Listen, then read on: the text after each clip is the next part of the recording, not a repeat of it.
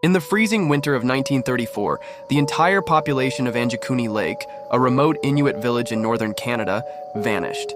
No signs of struggle, no blood, no bodies, just silence. This is the story of the Anjikuni disappearance, and the disturbing clues that suggest it might have been something far beyond what we understand. Joe LaBelle was a seasoned fur trapper.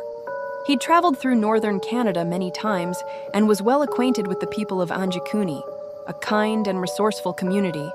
One night in November, Joe arrived at the village to trade. But something was wrong. The usual campfires were out.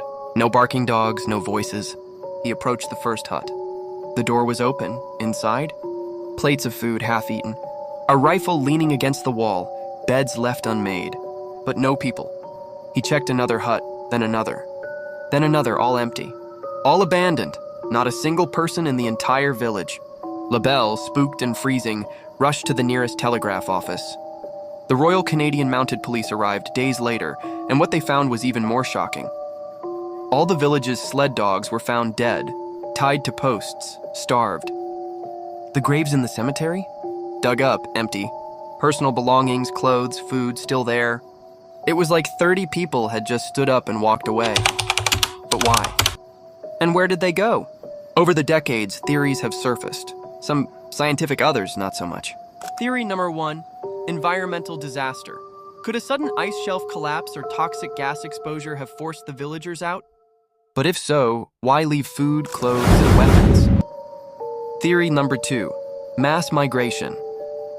Maybe the villagers left intentionally. But again, why leave in such a hurry? And why take the dead with them?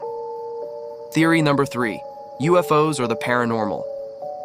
Some believe the villagers were taken, not by a natural disaster, but by an unnatural force. In fact, around the same time, there were reports of strange lights in the sky near Anjikuni Lake. Coincidence? Or something darker? Here's where things get even weirder. Years after the event, the Canadian government began to deny that the village even existed. They claimed the whole story was fabricated by journalists. But newspaper articles from the 1930s exist. Eyewitnesses gave statements, and Joe LaBelle, he never changed his story, even until his death. Why try to erase it?